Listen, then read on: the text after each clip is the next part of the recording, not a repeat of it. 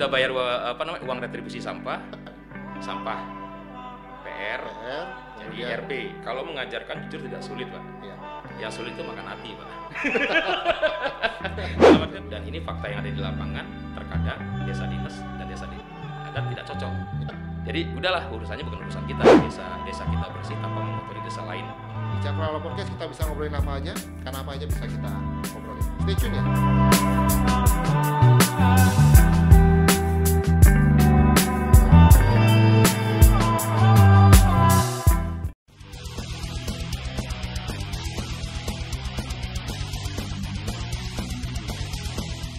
Halo, selamat sore sahabat Cakrawala Podcast.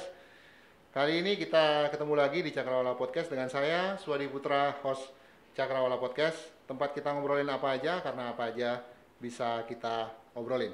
Sore ini sobat, kita kedatangan salah satu narasumber yang bergerak di bidang, ya kalau bisa dibilang sangat dibenci oleh masyarakat ya.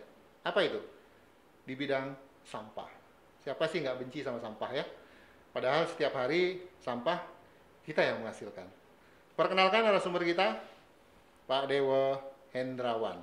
Tepuk tangan untuk narasumber kita. Oke. Selamat sore Ji, selamat datang di Cakrawala Podcast. Selamat sore, Pak. Karena kita sudah berjarak dan bagaimana kabarnya Ji? Sehat?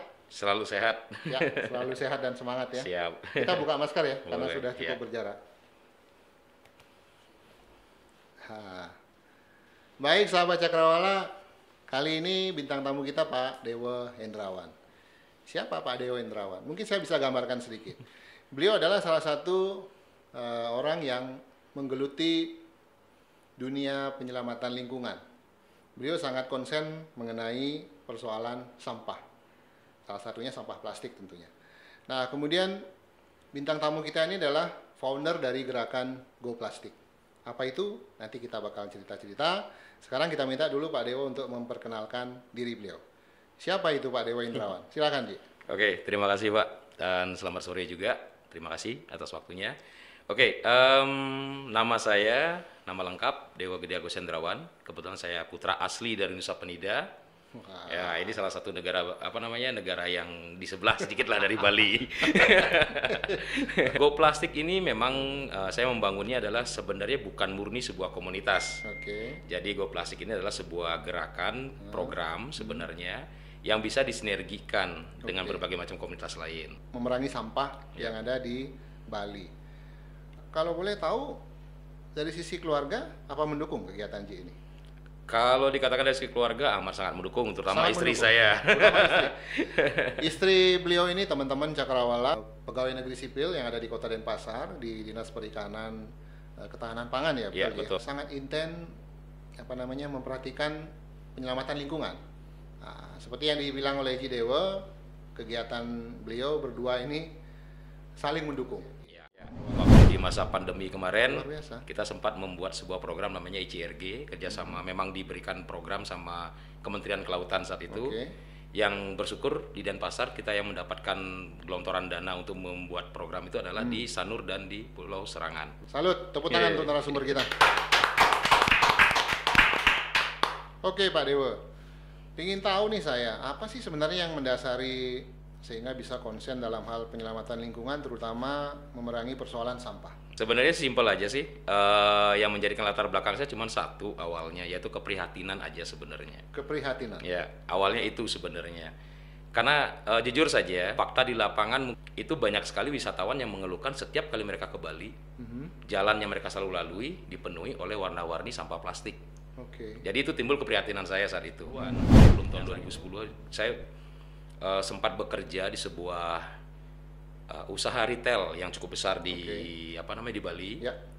Yang cukup besar di Bali, dan saya di sana menjabat menjadi seorang manajer promosinya saat itu. Oke. Baik. Dan di sana muncul, sebenarnya dari situ muncul keprihatinan saya adalah di tempat saya bekerja saja sampah plastik kan numpuk gitu loh. Dan entah apa solusinya itu Iya, seperti apa, betul, cuma betul. numpuk seperti gitu aja gitu istilahnya. Betul.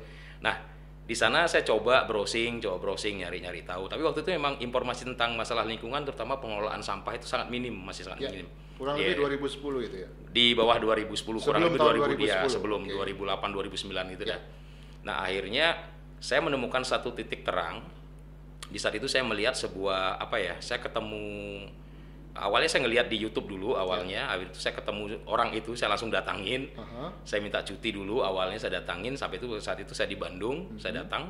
Nah, dia yang pertama kali mengajarkan saya bagaimana plastik itu bisa menjadi bensin. Awalnya seperti itu, awalnya seperti itu. Nah, setelah itu saya coba bawa ke Bali, saya coba tawarkan di tempat usaha saya bekerja pada saat itu, tapi mereka tidak terpikir untuk melakukan hal itu. Dan jawaban mereka simpel aja, kita udah bayar tukang sampah loh. Nah, itu bahasanya. Kita sudah bayar uang retribusi sampah. Jadi udahlah, urusannya bukan urusan kita gitu istilahnya. Yang penting tempat kita bersih, selesai. Nah, awalnya seperti itu. Setelah itu akhirnya di tahun 2009 saya ambil sebuah langkah yang sangat boleh dikatakan itu sebagai perubahan dalam hidup saya, karena saya akhirnya memutuskan untuk jadi pengangguran. Serius. Saya di tahun 2009 saya memutuskan meninggalkan pekerjaan saya sebagai seorang manajer. Kemudian fokus menjadi pengangguran. Fokus pengangguran sejati yang cuman ngurusin sampah. Ini luar biasa nih. Luar biasa. Akhirnya memutuskan keluar dari zona nyaman. Betul. Karena sudah merasa tidak nyaman dengan keberadaan sampah plastik. Betul. Tepuk tangan untuk beliau. Luar biasa. Ini kalau saya pikir sebuah kesadaran yang seandainya saja semua orang di dunia, nggak usah jauh-jauh lah, di Bali, memiliki pemikiran yang sama dengan Pak Dewa Indrawan, akan sangat mudah sekali ngurusin masalah sampah ini aja. Logikanya benar, Pak. Betul. Tetapi kan kita tidak bisa memaksakan hal itu, gitu istilahnya. Artinya bukannya bagaimana satu perusahaan besar yang harusnya memiliki responsibility yang besar juga terhadap penyelamatan lingkungan, tetapi memiliki pemikiran yang bukan urusan kita lah. Urusan kita hanya menghasilkan sampah saja. Betul nggak? Begitu. Betul. Dan yang kira mindset ini juga banyak terpatri di benak masyarakat saat ini ya. Betul sekali. Ini merupakan tugas yang akhirnya menjadi sesuatu yang sangat berat harus dilakukan, Ji ya. Kalau sepengetahuan Ji Dewa, sampah yang dihasilkan oleh masyarakat di Bali ini lebih banyak organik atau anorganiknya? Memang kalau berdasarkan data terakhir lah, yang sekarang saya belum sempat melihat data yang terbaru, tapi tetap kurang lebih 65% kondisi sekarang. Kalau dulu mungkin 70-80% memang organik. Tapi kalau sekarang sudah mulai menyusut menjadi 65%, 70 lah, bilang 65%. Itu organik, memang terbanyak organik. Tetapi yang menjadi problemnya, karena sampah non organik tidak terurai. Jadi di TPA yang sudah terlanjur menumpuk, sampah organiknya hancur, non organiknya masih utuh. Jadi banyak masyarakatnya menilai bahwa sampah non organiknya yang paling banyak, ternyata tidak. Tetap non organiknya. Cuman persoalannya non organik itu tidak tidak cepat urai, tidak cepat terurai dia. Ketemu nih persoalannya. Kemudian kira-kira menanggapi bagaimana opini masyarakat selama ini? Kira-kira di mana ya titik permasalahannya? Kok bisa kesadaran masyarakat kita terhadap pentingnya mengelola sampah ini sangat lemah ya? Sebenarnya perilaku. Tapi begini, kebetulan juga saya juga sekarang sudah selain ada di Go Plastik juga saya membangun komunitas lain sama beberapa teman. Itu namanya Bali Rare Paduraksa. Bali Rare Paduraksa ya. Di sana kita membangun sebuah divisi yang kita sebut sebagai divisi budaya. Ternyata kita di sana menemukan sesuatu hal yang sangat menarik sekali. Ternyata orang-orang tua kita dulu sebenarnya sudah memahami bagaimana pola pemilahan. Iya, serius. Itu sudah sangat beliau sangat tahu gitu istilahnya. Cuman bedanya kan di sana belum ada zamannya, belum ada plastik. Betul sekali. Nah, di sana masih ada pure dia, organik ya. Masih pure organik, tapi mereka sudah punya konsep yang namanya pawon ke tebe, tebe ke pawon.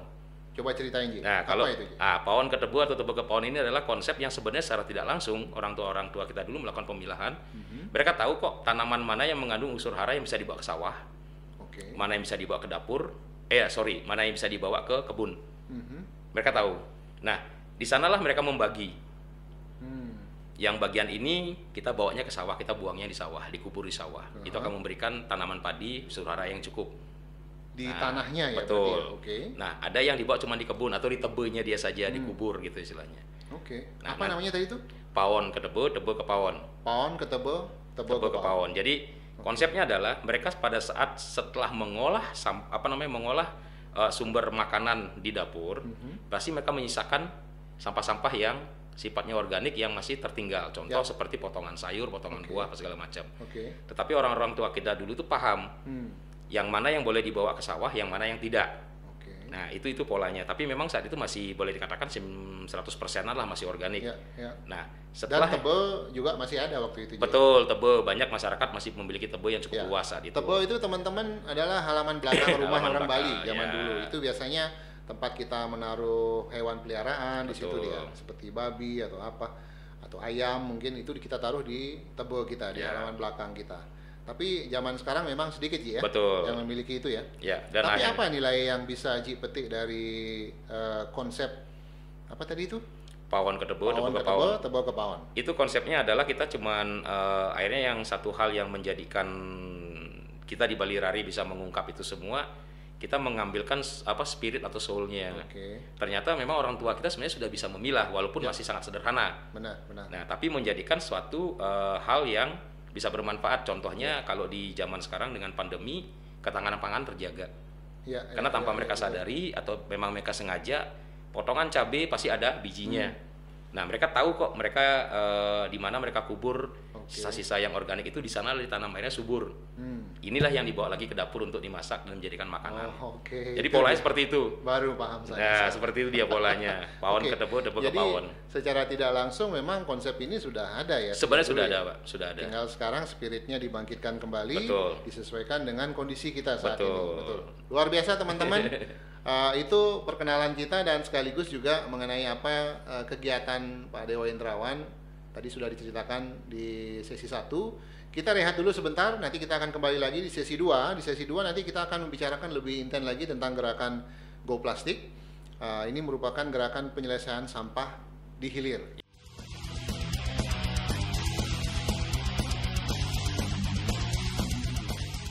Kita ketemu lagi masih di Cakrawala Podcast. Teman-teman, sekarang kita masuk di sesi 2 masih dengan narasumber kita Pak Dewo Hendrawan. Balik lagi yang seperti tadi, dimulai tahun 2009 itu kan memang jelas saya resign dan jadi pengangguran.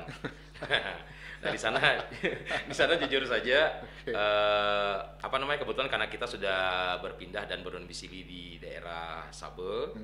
Daerah Sabe kebetulan kan memang dekat sama dengan pantai saat Pantai, itu. ya. Akhirnya hampir setiap hari, awalnya nih saya mengawali dengan istri. Setiap hari Minggu atau hari Sabtu sore kita sering main ke pantai karena memang saya sama istri memang menyukai suasana Pesisir. di pantai di pesisir lah, menyukai. Awalnya cuma pengen ngelihat nelayan-nelayan yang habis datang dari menepi dari melaut ya.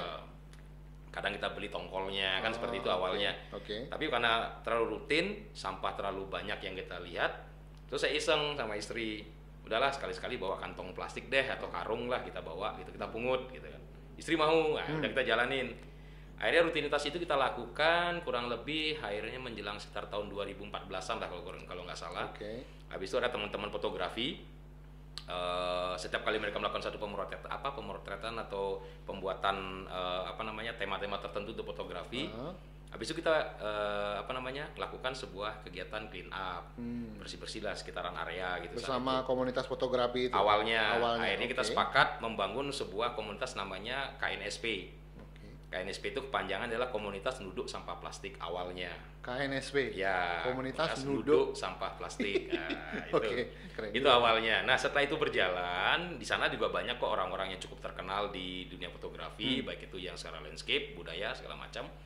Akhirnya saya di satu titik menjelang tahun 2015 diajaklah oleh seseorang namanya Pak Wayan Aksara Ya. untuk membangun dan memperkuat lini komunitas yang dari luar negeri, itu namanya Tresiro. Tresiro. Oke. Awalnya itu Tresiro. Akhirnya kita bangun itu dan kita sepakat kita bangunnya untuk di Bali mulainya dari Sabo. Sabo. Oke. Ya, dari Sabo kita awalnya mulai. Akhirnya udah setelah itu berjalan semua, saya juga buat program-program edukasi yang yang cukup menarik minat. Oke. Saat itu memang program kita yang kita jalani yang pertama adalah yang itu Goes to School waktu itu. Oke. Sama Goes to Campus yang kita buat. Itu lebih ke arah Masih edukasi, ya, edukasi dengan pola oke. 3R saat itu. Oh iya, baik. Jadi pola 3R adalah reuse, reduce, dan recycle saat itu polanya. Saya waktu itu masih belum menawarkan ide saya memang untuk mengolah. Itu bahasa itu belum, karena Belum. memang Masih disimpan dulu itu. betul masih disimpan karena di Tresiro temanya memang sedikit berbeda. Oke, Nah, baik. mereka beda mereka cuman menjadikan ingin menginspirasi saja Ya, dulu, ya, jadi baik. mengajak dulu orang dan biar mau sadar, mau banyak bahwa lingkungan kita ini sudah seperti ini parahnya. Ya, ya. Awal seperti itu, cuman di tahun 2017 saya yang tidak bisa nahan kegelisahan saya gitu istilahnya. Sudah mulai gerak. Sudah mulai gerak, akhirnya udahlah saya putuskan untuk keluar dari Tresiro karena saya berpikir kalau saya masih berada di sisi Tresiro satu sisi dan satu sisi pikiran saya di tempat yang lain, saya nggak bisa fokus. Nah, seperti itu awalnya. Baik. Kemudian akhirnya mulai tercipta gerakan Go Plastik itu. Betul. Setelah itu memang saya mau membangun sebuah gerakan Go Plastik dan akhirnya bersama teman sekarang di workshop kita yang namanya Widu Workshop Bali. Nah, di sanalah akhirnya saya banyak mengembangkan bersama teman. Kebetulan ini agak sedikit lucu nih. Kenal sama teman-teman ini waktu kita malah sama-sama bersaing dalam satu kompetisi. Saya waktu itu ikut kompetisi yang namanya Diplomat Sukses, Diplomat Sukses yang disponsori oleh Diplomat Rokok Diplomat itu. Diplomat Sukses waktu itu saya ketemunya di Surabaya, dia bawa sepeda listrik, saya waktu itu bawa alat penghancur kaca. Saat itu, dan lucunya kita bersaing, kita tidak saya kenal, tapi waktu saat ke Bali baru kenalan gitu. Baru kenalan dan akhirnya berkolaborasi. Akhirnya berkolaborasi sampai saat ini. Nanti diceritakan tentang mesin itu. Siap. Kemudian di gerakan Go Plastik akhirnya melahirkan gerakan Rari Paduraksa juga ya. Iya, betul. Apa bedanya dua gerakan ini, Ji? Perbedaan yang paling mendasar itu adalah kalau di Bali Rari Paduraksa, konsep kita lebih kepada tingkat TPST, tingkat desa, kecamatan bahkan kabupaten. Dan kami sudah punya konsep itu. Dan konsepnya lagi kami coba kembangkan, memang sudah running di sebuah kecamatan di salah satu kabupaten di Bali, di Tabanan, yaitu Kecamatan Kerambitan. Kecamatan Kerambitan. Ya. Kebetulan kita ketemu dengan seorang camat yang sedikit agak boleh dikatakan inovatif lah orangnya. Saya nggak berani bilang beliau tuh gila atau gimana, enggak. Tapi luar biasa, ide beliau luar biasa. Kalau gila dalam arti positif? Positif banget, keren banget itu. Nah, kita diskusi, akhirnya kita melahirkan sebuah konsep yang kita sebut sebagai TPS. TPS bahasanya kalau secara birokrasi adalah terpadu. Bahasanya terpadu ya. TPST, makanya disebut dengan TPST terpadu. Nah, akhirnya kami rubah sedikit konsepnya. Polanya adalah TPS terintegrasi. Dan di sini pure kita menciptakan adalah lini bisnis. Akhirnya kita lini bisnis. Yang kita sebut dengan slogannya adalah sampah itu PR menjadi RP. Dari PR menjadi RP. Itu polanya. Ya, simple banget. Nah, konsepnya itu sedikit ini yang akhirnya membuat Go Plastik itu akhirnya melebur di situ. Akhirnya Go Plastik melebur menjadi satu di Bali Rari Paduraksa. Ibaratnya gini, Bali Rari Paduraksa itu akhirnya menjadikan menjadikan induknya. Dan di salah satu program divisi kami yang namanya divisi anorganik itu akhirnya kita masukkanlah gerakan olah plastik ini. Di situ dia meleburnya Go Plastik itu ya. Sana. Sebelumnya kita sudah membangun dua program juga yang namanya Rumah Plastik dan Rumah Plastik Mat. Nah, Rumah Plastik Mat ini agak sedikit menarik gitu istilahnya. Apa itu? Nah, Rumah Plastik Mat ini adalah sebuah usaha seperti warung serba ada atau toko serba ada yang dikelola oleh BUMDes desa setempat. Tetapi dengan masih di desa yang sama ya? Ini beda, ini di Singaraja. Kalau di Rumah Plastik ini programnya di Singaraja. Ada 4 desa yang sudah masuk dalam program kita di Rumah Plastik Mat. Pemaron, Petandakan, terus Banyuning, sama lagi satu Penarukan. Nah, itu 4 desa yang dikelola sama BUMDes. BUMDes juga ini. BUMDes, memang kita sasarnya memang ke BUMDes karena sesuai dengan prinsipnya tadi itu. Sampah PR kemudian jadi RP. Berubah menjadi RP. Baik. Nah, konsepnya jadi seperti itu, BUMDes yang mengelola. Jadi masyarakat cukup membawa sampah plastik mereka. Nanti akan ditimbang, akan dinilai sesuai dengan tipenya, dapat nilai tertentu dengan memberikan kupon dan dia bisa berbelanja kebutuhan pokoknya di sana. Berarti semacam voucher yang mereka dapatkan ya. Mereka berbelanjanya di mana, Ji? Di BUMDes setempat. Karena memang memang kami juga memberikan suatu edukasi atau pendampingan terhadap BUMDes. Intinya gini, BUMDes adalah lini usaha desa, tetapi bukan menjadi pesaing warga. Nah, sedangkan banyak yang terjadi di luaran sana, malah BUMDes bersaing gontok-gontokan sama warganya. Betul. Itu yang terjadi. Itu yang terjadi. Kalau yang di Kerambitan, kembali ke Kerambitan itu konsepnya sama?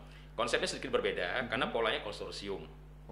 Kenapa kami membentuk polanya terintegrasi? Itu istilahnya gini, pengelolaan sampah Di Kerambitan ini sedikit unik karena apa? Yang menjadi titik pusatnya itu ada di kecamatan, bukan lagi di desa-desa. Tetapi desa-desa mempunyai peran yang lebih dengan polanya adalah konsorsium. Nah kebetulan di Kerambitan itu kita membagi menjadi 3 zona karena kebetulan Kerambitan memiliki 15 desa. Jadi satu konsorsium terdiri atas 5 desa.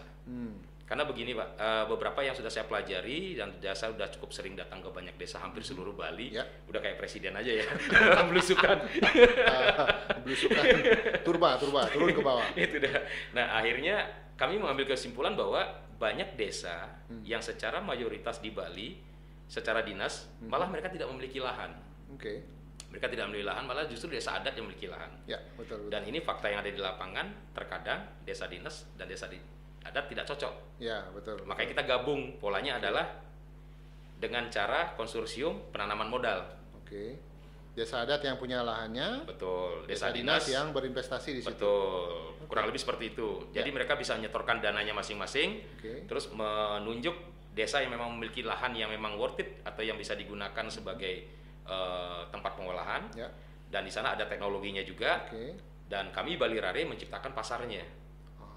Nah, seperti itu istilahnya, Pak. Apa yang dihasilkan dari TPS terpadu itu, Ji? Dia sudah berupa bahan yang semi siap pakai atau bagaimana? Nah, kalau untuk yang di Kerambitan ini kami masih berbicara menghasilkan yang sifatnya raw material. Raw material. Ya, masih material dasar. Tetapi nanti setelah ini berjalan di masing-masing desa ini di 3 konsorsium ini sudah bergerak, kecamatan lah akan menjadi material jadi. Karena konsepnya balik lagi di awal, sebenarnya plastik adalah sumber daya alam yang tersia-siakan. Sumber daya alam yang tersia-siakan sebenarnya. Saya suka istilah itu. Jadi mengangkat derajat sampah plastik. Benar. Padahal sampah plastik itu sebenarnya kalau diolah dia akan sangat bermanfaat. Intinya demikian. Bagus sekali. Kemudian di samping itu, Ji, di dalam membina beberapa komunitas, juga saya lihat aktif menjadi narasumber persoalan sampah. Susah nggak ngajarin mereka? Apa ilmu yang paling sering ajarkan kepada komunitas-komunitas tersebut? Kalau mengajarkan jujur tidak sulit, Pak. Yang sulit itu makan hati, Pak. Dalam artian begini. Dari 10 orang, kita ambil contohnya 10 orang ya. 10 orang yang kita ajarkan dengan pola yang sama, teknik yang sama, contoh yang sama. Mungkin yang nyantol cuma 3, Pak. Kurang lebihnya begitu. Paling nyantol cuma 3. Nah, selebihnya masih pola-pola yang lama. Makanya penanganan sampah plastik ini kami di Bali Rare ataupun di gerakan mengolah plastik juga akhirnya berpikir bagaimana kita bisa masuk ke pola-pola tertentu dengan cara yang lebih halus. Nah, kalau dulu polanya kan masih banyak orang yang sifatnya, anaknya aja ajarin nih, nanti anaknya yang marahin bapaknya gitu kan, istilahnya juga nggak mempan, Pak. Akhirnya udah bapak ibunya kita deketin, bapak ibu mau duit nggak? Nah, kurang lebih seperti itu. Akhirnya pola-pola simpel begitu yang kita lakukan. Agak pragmatis memang gitu tapi istilahnya. Kalau memang mau menghasilkan sesuatu dari sampah plastik ya memang harus seperti itu caranya. Betul. Akhirnya seperti itu yang kita lakukan dan akhirnya banyak desa yang tertarik, mereka sepakat tiap Banjar membangun bank sampah. Tetapi kami dari Bali Rare Paduraksa sudah menyiapkan dalam artian marketnya. Dengan nilai sampah yang bisa ditukarkan dengan rupiah atau dengan bahan sembako yang mereka bisa dapat, kita berani menjamin nilainya adalah jauh lebih layak daripada pengepul-pengepul yang pada umumnya ada. Nah, konsep seperti itu. Ini yang saya suka ini. Artinya menawarkan solusi, kemudian tidak hanya sampai di situ saja. Selain dia sudah bisa menukarkan sampah plastiknya menjadi rupiah, kemudian komunitas Bali Rare Paduraksa ini juga sudah menyiapkan pasar. Betul. Ini yang saya suka, Ji. Kita nggak mau tanggung, Pak. Nah, ini keren ini. Kemudian atas aktivitas tersebut, apakah Ji Dewa sudah mendapatkan dukungan dari pemerintah, Ji? Kalau boleh tahu. Sejauh ini kalau secara kedinasan, kita berbicara kedinasan yang memang memiliki tanggung jawab dan tupoksinya, kami jujur saja sih masih belum terlalu mendapatkan. Belum terlalu kita mendapatkan. Belum ya, Nah, baik. Tetapi yang paling sering malah banyak mendukung kita adalah pihak pemerintahan yang paling dasar di bawah, yaitu pemerintahan desa. Tingkat desa ya? Betul. Karena memang setelah kita pelajarin lagi berbagai regulasi yang sudah ada, apalagi yang terakhir Bapak Gubernur kita kan mengundang mengundang banyak Betul. perbekal dan pedesa adat untuk datang ke Jaya Sabo dengan slogan beliau. Saya sangat suka tuh slogannya, desa kita bersih tanpa mengotori desa lain. Sebenarnya konsep kami sama juga seperti itu. Jadi polanya ya mengolah bukan memindahkan gitu istilahnya. Betul. Konsepnya mengolah seperti itu sih. bukan memindahkan. Betul. Saya suka itu, Ji. Saya sering baca di Facebooknya, Ji. Keren itu. Kemudian tentunya kita juga harus mencari benang merah ya. Kenapa sampai saat ini pemerintah belum maksimal memberikan dukungan ke arah situ, padahal apa yang Ji lakukan bersama komunitas Bali Rare Paduraksa itu merupakan sesuatu yang sangat bermanfaat ya. Persoalan sampah plastik terutama itu selesai. Itu yang kita harapkan sebenarnya.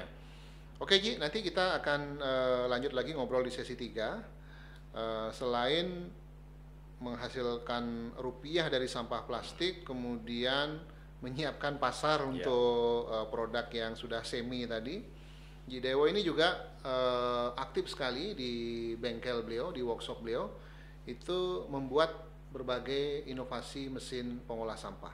Ini tentu menarik. Ini merupakan benar-benar penyelesaian yang final sekali. Sudah sampai ke pembuatan mesin pengolah berbagai sampah plastik untuk dijadikan barang yang lebih berguna. Kita bakal ngobrolin ini sebentar lagi, teman-teman. Tetap di Cakrawala Podcast, karena di Cakrawala Podcast kita bisa ngobrolin apa aja, karena apa aja bisa kita obrolin. Stay tune ya.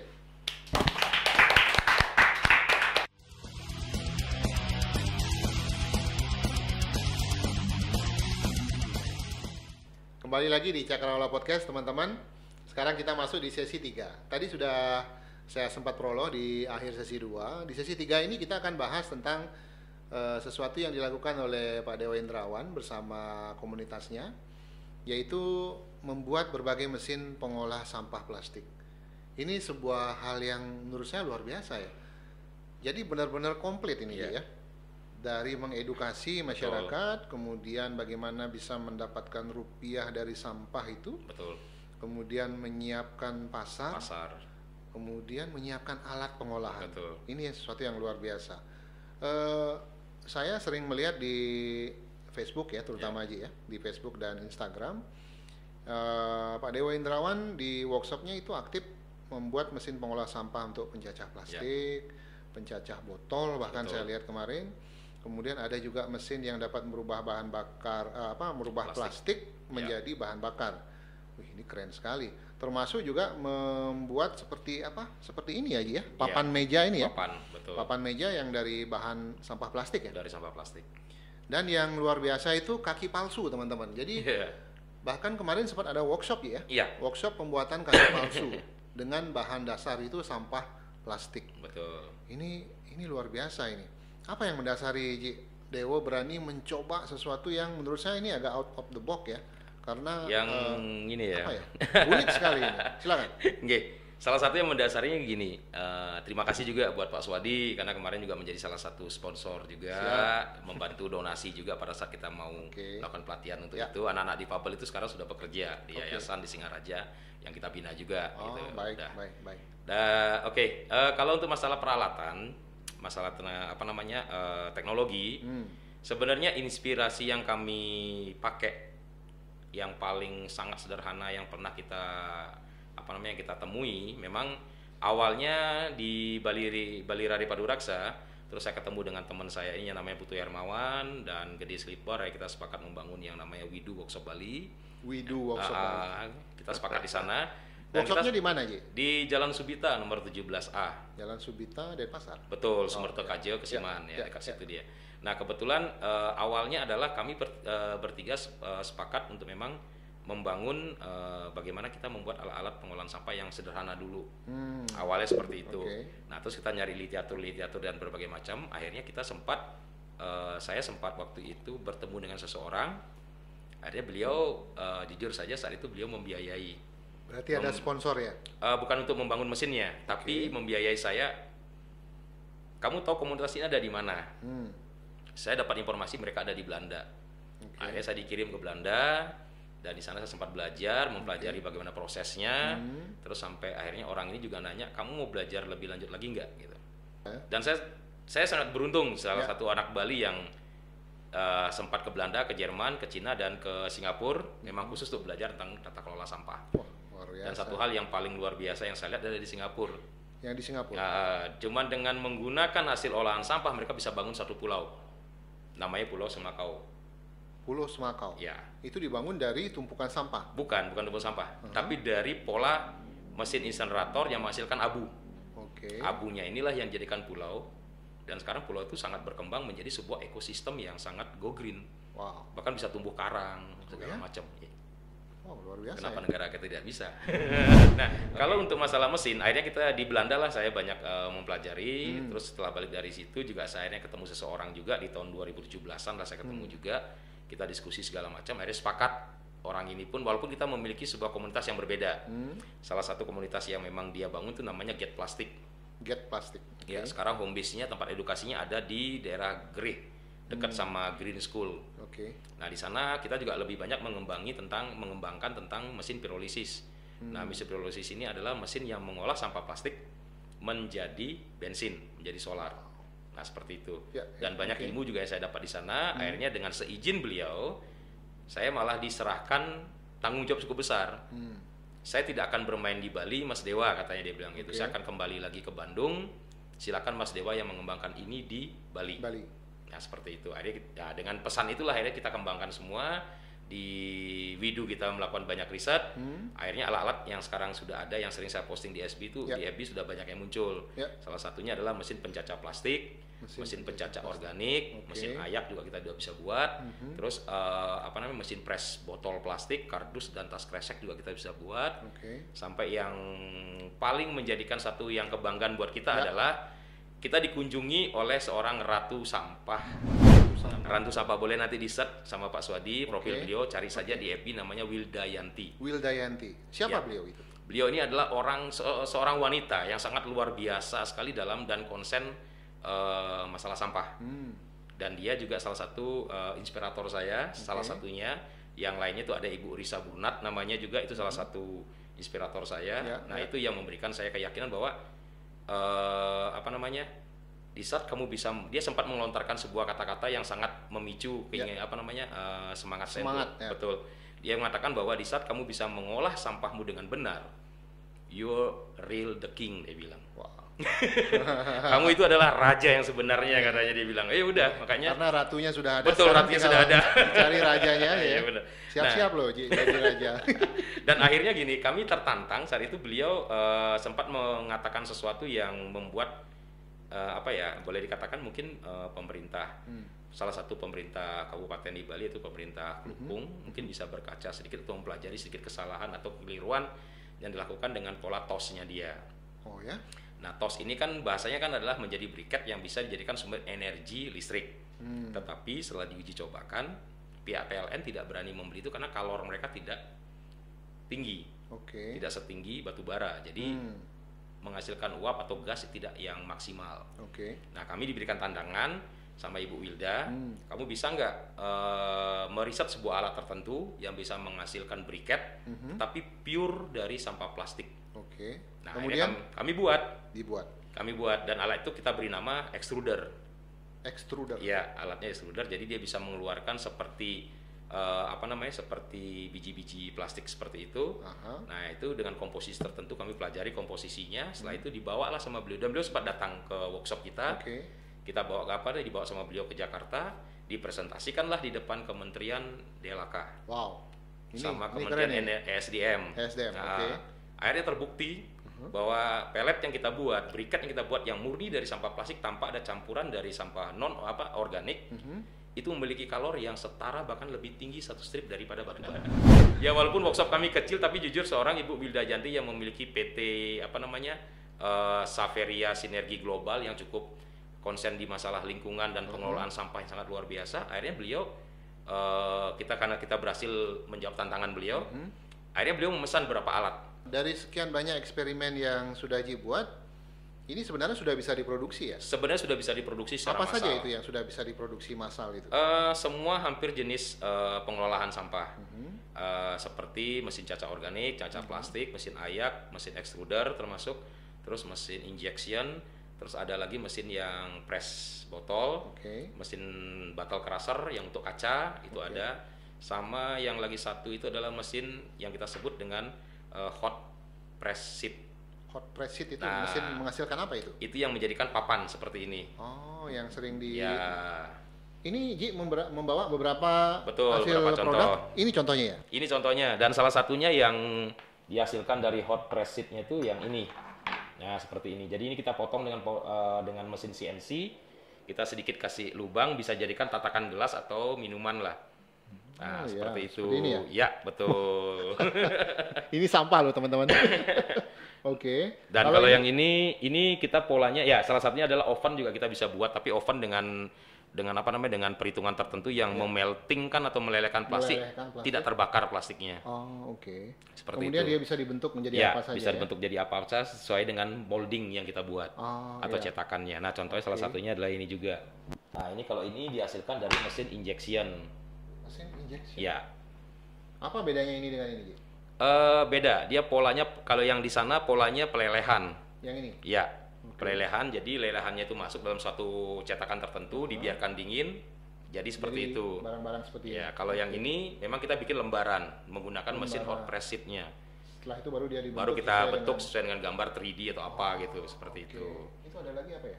Ada macam-macam sih, ada kotak. Ini sebenarnya boleh katakan sebagai tile lah. Kalau ini coraknya bagus, kita bisa tempel di tembok, di dinding gitu bisa. Sebagai panel aksesoris itu ya. Betul. Ini semua plastik ini ya? Plastik 100%, tipe HDPE, dan itu campuran 3 jenis plastik.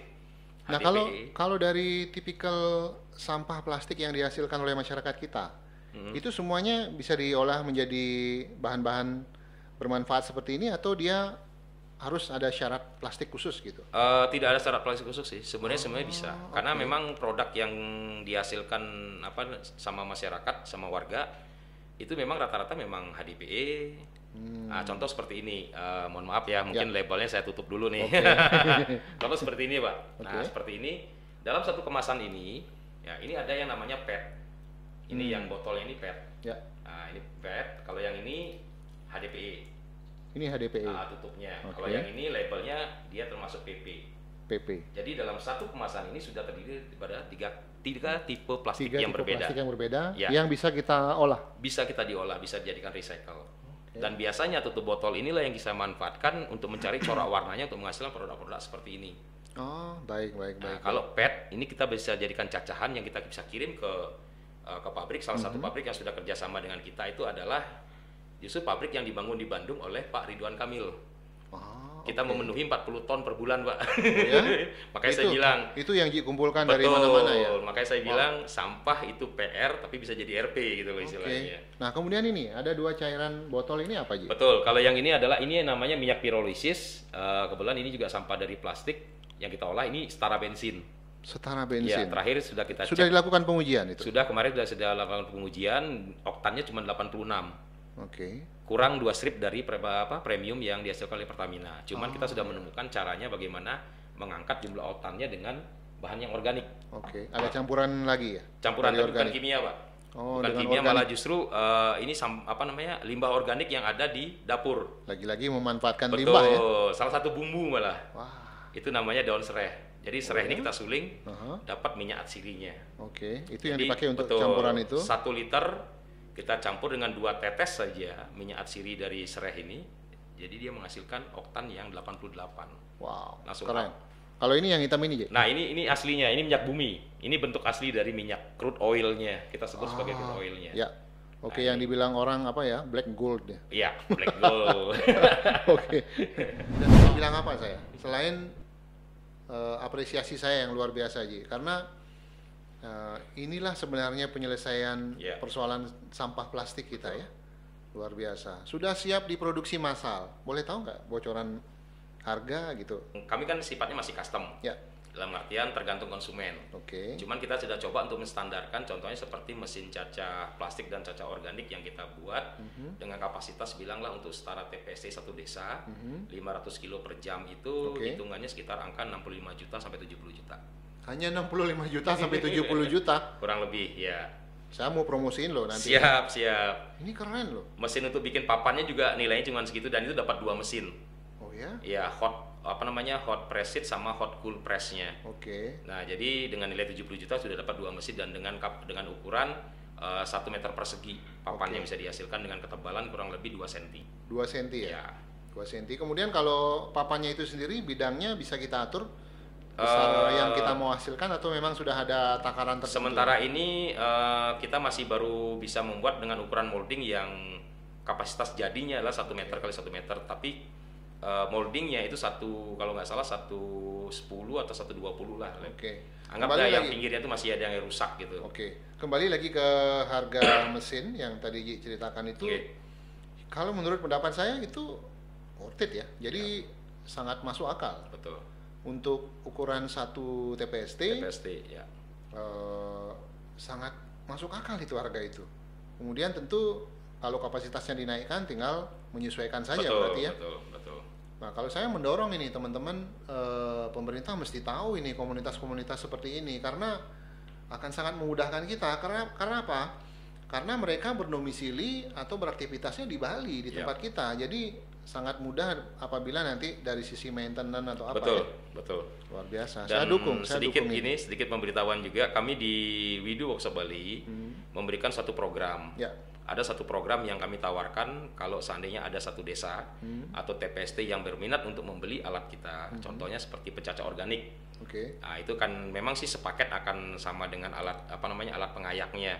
Tetapi ada paket yang sangat luar biasa yang kita tawari adalah selain pendampingan dan pelatihan, kami juga biasanya meminta kepada pihak TPST untuk menyediakan 1 atau 2 orang engineering yang kita training langsung di workshop kita untuk bisa, malah dia sendiri akan membuat alat itu gitu loh, yang akan dipakai nantinya gitu.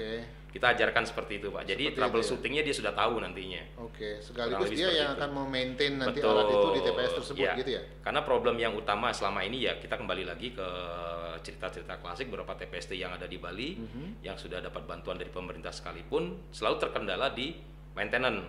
Begitu mesin rusak, mereka harus menunggu teknisi dari Jawa. Itu yang saya katakan tadi. Itu adalah fakta yang terjadi. Salah satu fakta yang terjadi. Kalau sudah bisa kita kerjakan di sini, kenapa harus kita bawa keluar lagi kan? Betul. Oke, luar biasa, teman-teman. Ini sebuah gambaran kreativitas komunitas yang sangat bermanfaat. Ini tentu pemerintah harus berpikir ini mendengar penjelasannya dari Pak Dewo ini luar biasa. Kemudian Ji Dewo, apa target Ji Dewo terhadap semua karya cipta mesin pengolah sampah ini ke depannya? Kalau kami dari Cakrawala tentu siap akan membantu untuk mempromosikan ya. Sebenarnya sih harapan saya yang terbesar adalah gini, kalau bisa memang pemerintah Bali sendiri ya, kita berbicara secara umum ya, provinsi lah, provinsi, kabupaten, kota, minimal gini, hargailah produk lokal atau gunakanlah produk lokal. Saya sepakat itu. Bila perlu gini, pemerintah kan banyak juga punya program. Kalau emang dirasa perlu, berikan kami juga pelatihan atau beri kesempatan untuk menunjukkan hasil karyanya. Itu satu. Dan yang paling terpenting sebenarnya gini, ada satu hal yang ingin kami capai sebenarnya begini. Kebetulan Widu Workshop Bali sudah berstatus PT, tetapi kami masih terkendala di program sertifikasi SNI. Nah, kalau ini bisa dibantu oleh pihak pemerintah, kami yakin produk kami akan jauh lebih bisa. Nah, ini. Kalau ini saya tekankan ini, penting ini, pemerintah harus tahu loh, di sekitar kita ini ada potensi yang sedemikian bagus dan saya mendukung Jadi ini memang harus sampai di telinga pemerintah. Pemerintah harus tahu kita punya potensi yang luar biasa. Tepuk tangan, kita sudah ada di akhir sesi 3 kita. Luar biasa teman-teman, nanti di sesi 4 setelah rehat kita akan kembali, kita akan mengupas sedikit tentang regulasi pemerintah mengenai penanggulangan sampah plastik. Kemudian tentu apa harapan dari Pak Dewo Indrawan selaku orang yang sudah praktek di dalamnya langsung mengenai sampah plastik itu kita akan dengarkan nanti. Kita rehat sebentar, tetap di Cakrawala Podcast, tempat kita ngobrolin apa aja, karena apa aja bisa kita obrolin. Stay tune.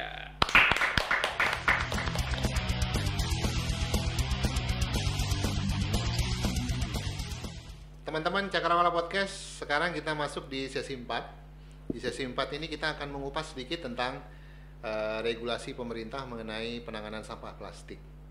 Ji Dewo, kalau kita lihat bahwa di Provinsi Bali itu sudah ada peraturan Gubernur Provinsi Bali tahun 2018, nomor 97 tahun 2018. Itu tentang pembatasan timbulan sampah plastik sekali pakai. Ya.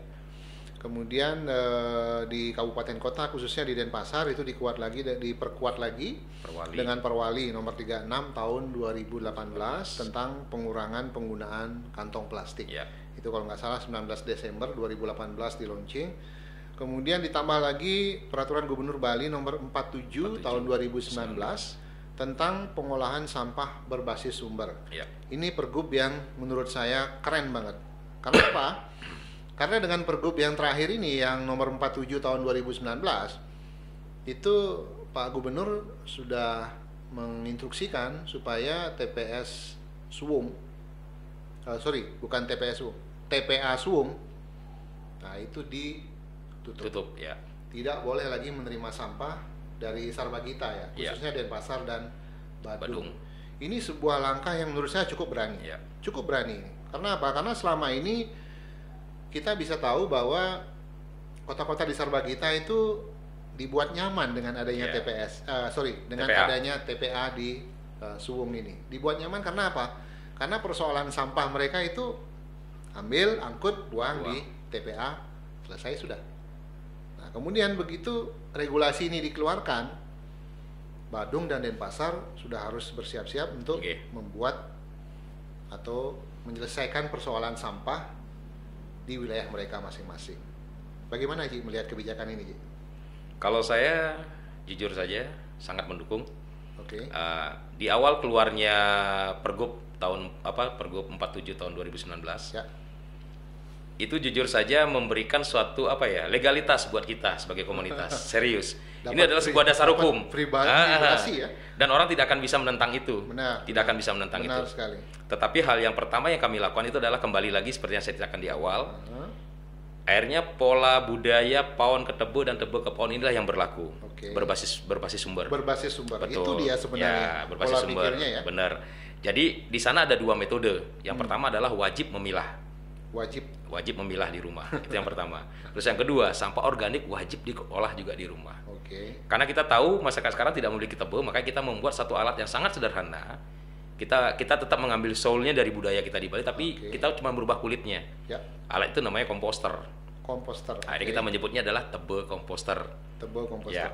Seperti apa alat itu, Ji? Alat itu seperti ember biasa, cuma di dalamnya itu ada sirkulasi udara yang bisa kita masukkan sampah-sampah organik kita seperti sisa potongan sayur, buah, atau sisa nasi basi, ikan basi, daging basi, yang seperti itu kita bisa masukkan. Nanti dia akan menghasilkan sebuah cairan yang kita sebut sebagai POC atau pupuk organik cair.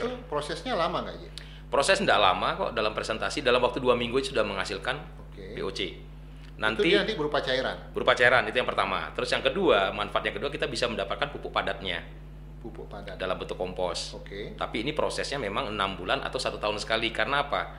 Walaupun komposter itu dengan kapasitas yang 20 liter ataupun yang cuma 50 liter, dijamin sampah organik yang berasal dari dapur itu tidak akan pernah penuh. Karena dia akan menyusut. Dia akan menyusut. Luar biasa. Dia akan menyusut. Dan satu lagi yang menjadi keuntungannya di sana, terutama bagi teman-teman yang memang menyukai memelihara ikan seperti ikan koi, lele atau apa, itu bisa menjadi salah satu alternatif pakan ikan. Karena yang padat atau yang cair? Bukan, dia menghasilkan maggot. Maggot ini berasal dari sebuah lalat yang kita sebut sebagai black soldier fly. Jadi intinya gini, lalat ini adalah bukan lalat yang membawa penyakit. Lalat ini malah justru menyukai aroma-aroma fermentasi.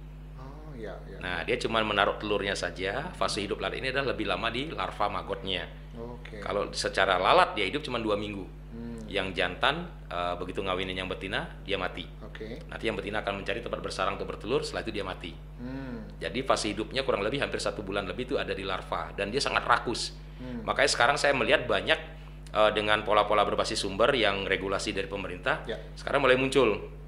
Mulai muncul pola-pola pengelolaan sampah organik itu dengan menggunakan maggot sebagai pengurai. Dan ini sangat-sangat organik dan tidak mengganggu, tidak menimbulkan polusi juga. Bahkan maggot ini bisa dimanfaatkan sebagai pengganti pakan ternak untuk peternak ikan. Itu sebenarnya manfaatnya banyak sekali sebenarnya kalau kita kelola sampah kita dengan benar di rumah. Sampah organik saja bisa menghasilkan rupiah dengan cara itu. Sedikit informasi buat Pak Swadi dan teman-teman. maggot kering. Maggot kering yang dijual di pasaran itu sekarang bernilai 80.000 per kilo. 80.000. Serius. Padahal itu kalau kita ambil dari sampah itu free bahasanya. Ya kan? Kita sudah punya potensinya Iya, ya. makanya. Tinggal kita buat saja ya. Betul. Luar biasa. Tetapi kembali lagi ke regulasi, Ya. artinya Pergub nomor 47 tahun 2019 ini tentu akan memberi vibrasi yang berbeda ya. Betul, betul. Mengubah pola pikir masyarakat yang tadinya enggan bahkan emoh lah mau mau ngelola sampah itu Ya. urusan pemerintah. Betul. Nah, ini yang fakta yang sering kita temui di lapangan. Kalau saya sepakat ini luar biasa ini Pergub ini mudah-mudahan dalam penerjemahannya atau Ya. penerapannya itu bisa berjalan sesuai rencana ya Ji ya. Ada itu, satu. Ji? Apa Ji? Jadi memaksa para kepala desa yang males karena dia kalau takut nanti dia akan bakal disangsi Ya, sama Pak betul, Gub betul, nih. betul, itu yang saya baca dari aturannya. Jadi tidak ada istilah malas buat kepala desa sekarang. Kalau enggak dijewer sama Pak Gub nanti. Oke, baik. Ini salah satu upaya pemerintah untuk menjawab tantangan penyelesaian masalah sampah, Ya. terutama sampah di tingkat rumah tangga atau yang berbasis sumber tadi. Luar biasa, kita dukung ini. Kemudian Ji, Denpasar saat ini sedang mempersiapkan diri berbenah untuk membangun TPS 3R. Ya. Kalau tidak salah ada 10 lokasi yang Ya. saat ini sedang disiapkan untuk menjadi TPS 3R, bahkan sudah ada yang running, sudah ada yang Kalau nggak jadi salah satu di Sanur udah itu. di Padang Sambian, Padang Sambian, Kaja ya. kalau tidak salah. Ini akan memanfaatkan lahan-lahan provinsi yang ada di setiap desa kelurahan. Jadi dalam podcast ini kita juga mengharapkan bahwa pemerintah provinsi memberi dukungan, artinya Pasti harus. tidak justru menghalangi upaya pemanfaatan lahan provinsi yang ada di masing-masing kabupaten kota, karena Ya. ini akan bersinergi ya. Kemudian Ji, bagaimana pendapat Ji tentang program TPS 3R di masing-masing desa kelurahan, khususnya di Denpasar ini? Ya, untuk program TPS T3R, Ya. kalau secara regulasi jujur ini sebuah pola yang sangat menarik dan Oke. bagus. Nah, cuman sekarang yang perlu yang perlu sekali menjadi indikator-indikator biar suksesnya program ini adalah kita harus berbicara dari hulu ke hilir. Oke. Jadi intinya begini, pola yang paling tepat adalah pola sinergi dan kolaborasi. Contohnya tadi sempat menyebutkan Padang Sambian Kaje. Ya. Jauh sebelum TPST yang ini kemarin diresmikan oleh Pak Wali Kota, Wali Kota, ya, betul. Pak Jaya Nagara sendiri, saya lihat di video beliau. Ya. Itu jujur saja kalau nggak salah dua teknologi sebenarnya kami yang sudah buat. Mesin pencacahnya itu kami yang buat. Pada Sambian Kaje. Ya. Tapi pada saat itu kita kerjasama dengan BUMDesnya. Oke. Waktu itu awalnya memang digerakkan sama BUMDes. Nah itu sebenarnya begini, makanya kenapa saya bilang ada pola kolaborasi, ada pola nilai ekonomi di sana, Ya. ada pola kepedulian pemberdayaan masyarakat, itu harus masuk semua. Ya, ya, ya. Pemberdayaannya di mana, nilai ekonominya di mana. Ya. Nah, dan kami sebagai komunitas di mana sinergi itu bisa bergerak. Oke. Nah, seperti itu makanya salah satu contoh yang paling terdekat adalah kita di Padang Sambian Kaje kemarin. Kita secara komunitas kita bersinerginya di teknologi. Oke. Nah, masalah penilai rupiahnya yang bisa dihasilkan dari tata kelola sampah itu silakan BUMDes yang mengelola. Oke, lagi-lagi seperti kita itu. melibatkan BUMDes ya. Pasti, karena memang kan ya seperti pesannya Pak Presiden sendiri. Beliau sudah istilahnya negara sudah mengeluarkan dana nih untuk BUMDes. betul. Ya harusnya kalian balikin dong keuntungannya kan gitu ya istilahnya ya. Nah sekarang kita harus kreatif memang. Ya, betul, Istilahnya gini, regulasi yang dibuat sama Pak Gub ini sangat luar biasa sekali dan di sana sangat memberikan ruang kreativitas sebenarnya. Ya.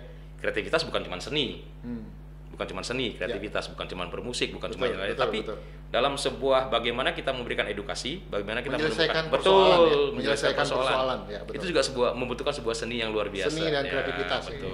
Kemudian tentunya komunitas Go Plastik dan apa tadi Bali Rare Paduraksa, ya. Paduraksa siap mendukung program ini nantinya. Kami sudah bukan mendukung lagi, malah kami sudah menjalankan. Sudah menjalankan. Dan kebetulan kami dipercaya di Tabanan untuk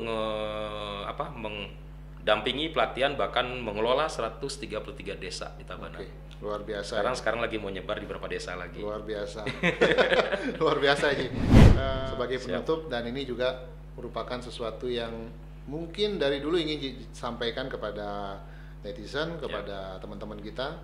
Apa harapan Ji tentang penanganan sampah, khususnya sampah plastik di Bali ke depannya? Kalau harapan saya yang terbesar itu sebenarnya adalah bagaimana tercipta dan terwujudnya sebuah tata kelola sampah plastik yang tepat dan sustainable.